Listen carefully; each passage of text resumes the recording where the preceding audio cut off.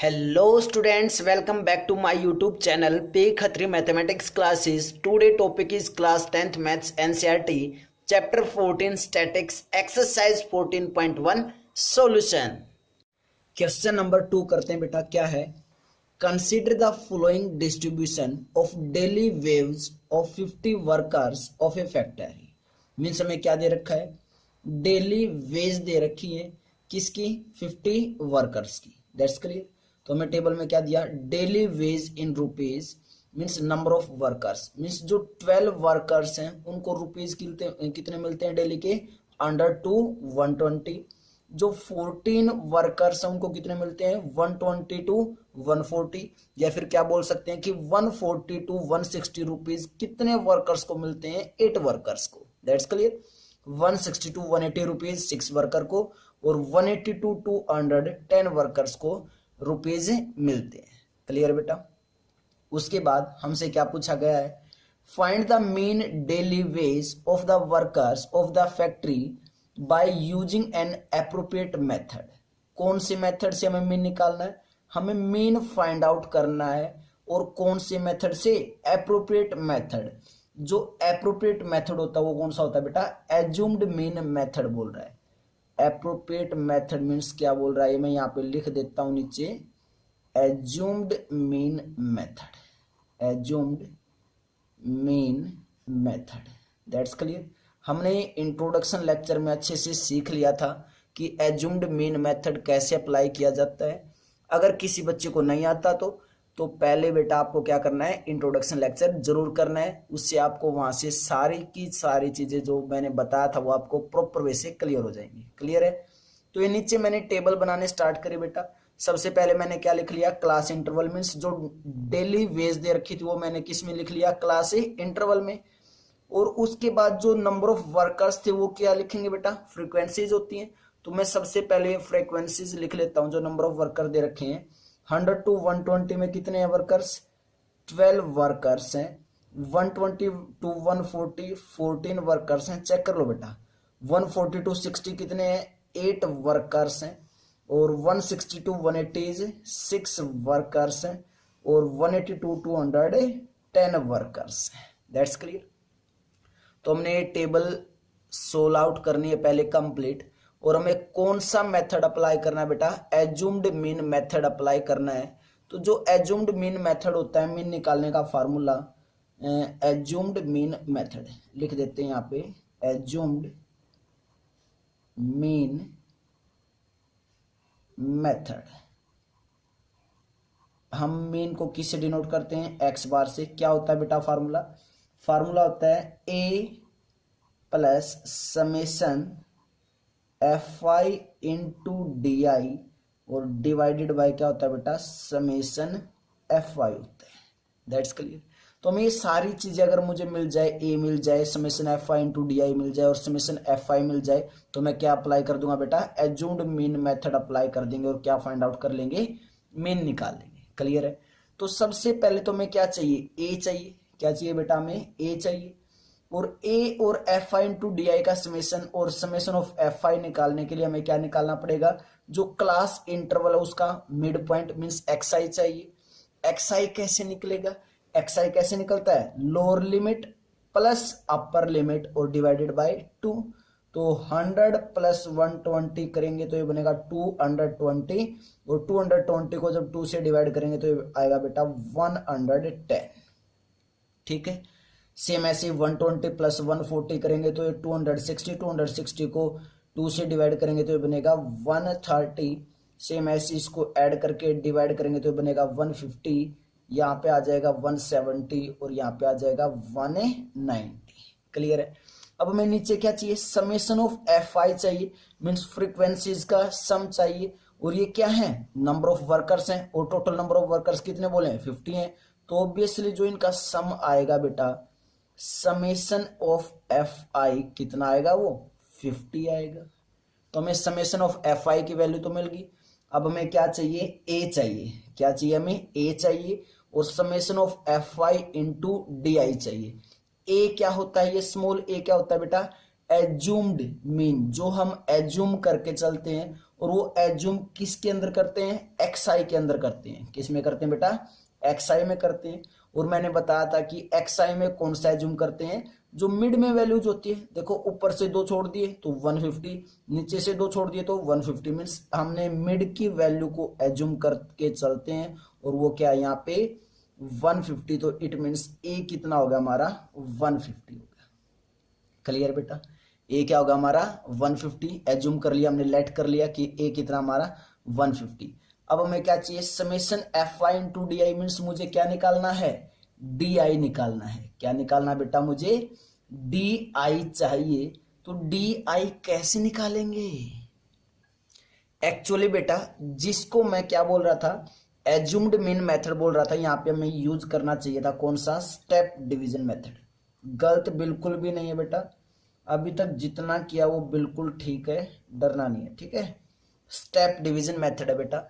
जो ये इन्होंने एप्रोप्रिएट मेथड लिखा था ना, तो मैंने यहाँ पे क्या लिख दिया था, बाय मिस्टेक बेटा एज्यूम्ड मीन मेथड लिख दिया था। एक्चुअली यहाँ पे क्या आना चाहिए था, स्टेप डिवीजन मेथड आएगा, ठीक है। एप्रोप्रिएट मेथड कौन सा होता है बेटा, हमारा स्टेप डिवीजन मेथड होता है। अभी तक जितना क्वेश्चन हमने किया वो बिल्कुल ठीक है, गलत कहीं पे भी नहीं है, बस फार्मूला थोड़ा सा चेंज हो जाएगा।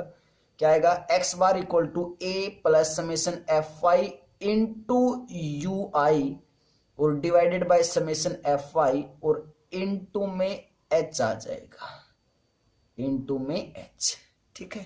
एच क्या बेटा, यहाँ पे जो हमारा क्लास इंटरवल का गैप है कितना है, 180 टू 200 मीन्स 20 का गैप है। तो ऑब्वियसली जो एच की वैल्यू है वो तो कितनी आई, 20 आई। कितनी आई एच की वैल्यू बेटा, 20 आई। That's clear. उसके बाद हमें क्या चाहिए, summation F I into U I की product, means F I into U I का जो सम आएगा वो हमें चाहिए। समेशन एफ आई हमें मिल चुका है, ए हमें मिल चुका है, कितना है 150 मानना है। तो हमें अगर एफ आई इंटू यू आई निकालना तो पहले मैं क्या निकाल लूँ, यू आई निकाल लूँ।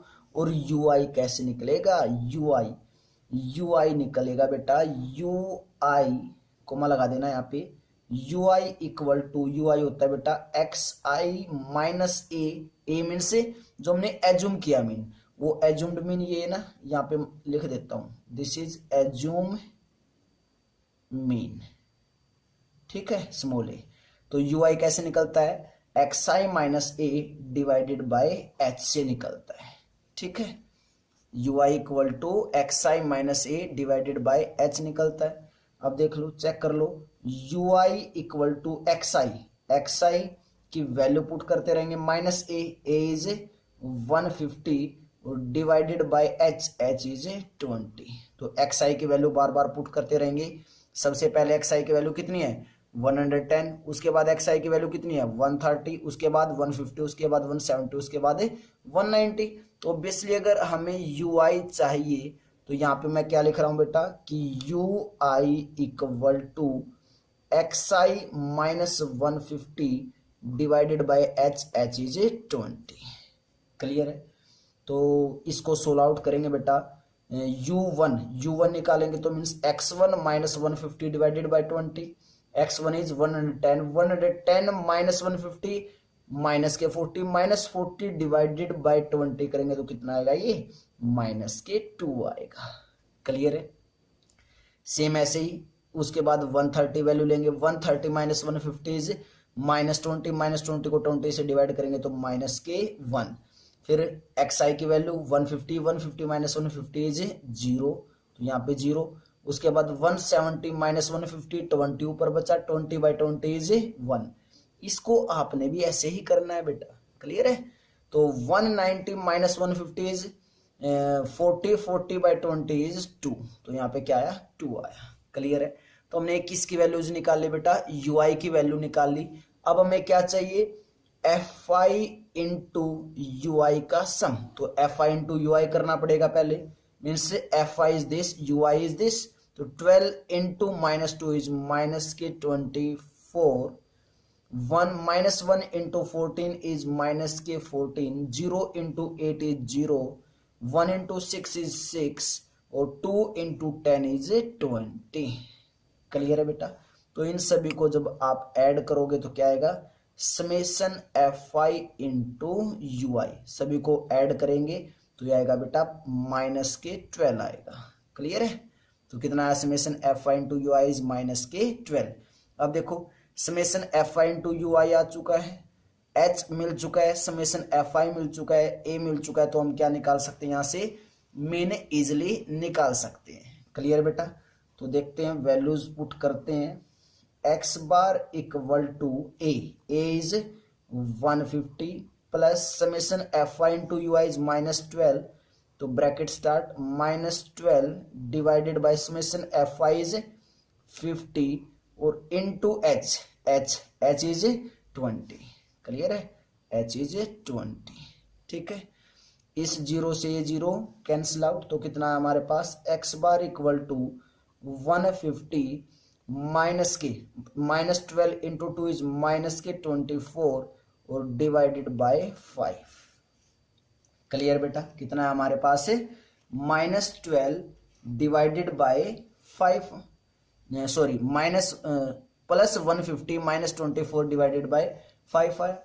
अब 5 से अगर इसको हम कैंसिल आउट करेंगे तो क्या बनेगा बेटा, चेक कर लो। X bar equal to 150 minus 5 4 जा 20, 4 कैरी, अब ये जा नहीं रहा तो बेटा जीरो लेंगे तो यहाँ पे डेसिमल, और 5 8 जा 40 मीन्स 150 माइनस के 4.8 और 150 में से 4.8 जब माइनस करेंगे तो ये कितना आएगा बेटा, 145.2 आएगा।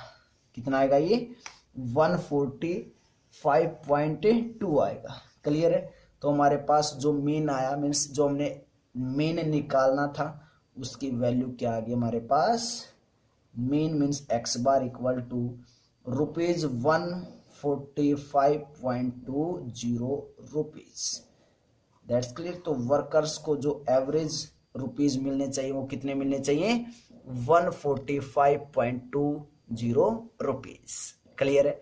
बहुत ही इजी क्वेश्चन है बेटा। अगर आपको टेबल बनाने आती है, फार्मूला अच्छे से याद है, प्रॉपर वे से कैसे हम एक्स आई निकालते हैं, कैसे एफ आई होती है, कैसे यू आई फाइंड आउट करते हैं, तो बहुत ही इजी है, आपको इतना मुश्किल नहीं होना चाहिए। जब मैंने इंट्रोडक्शन लेक्चर करवाया तो आपको तभी समझ में प्रॉपर वे से आ जाना चाहिए। अगर अभी भी कहीं पे डाउट है तो बेटा आप प्लीज कमेंट बॉक्स में जरूर बताएं कि आपको कहाँ पे कौन से स्टेप में आपको डाउट है, और अगर आपको प्रॉपर वे से क्लियर है तो एक अच्छी सी कमेंट जरूर करनी है। और जिन बच्चों ने चैनल को सब्सक्राइब नहीं कर रखा तो चैनल को सब्सक्राइब जरूर करें, और लेक्चर अच्छा लगा तो लेक्चर को भी लाइक जरूर करें। क्लियर बेटा? नेक्स्ट क्वेश्चन करते हैं, third question. Then before that pause the video, note it down.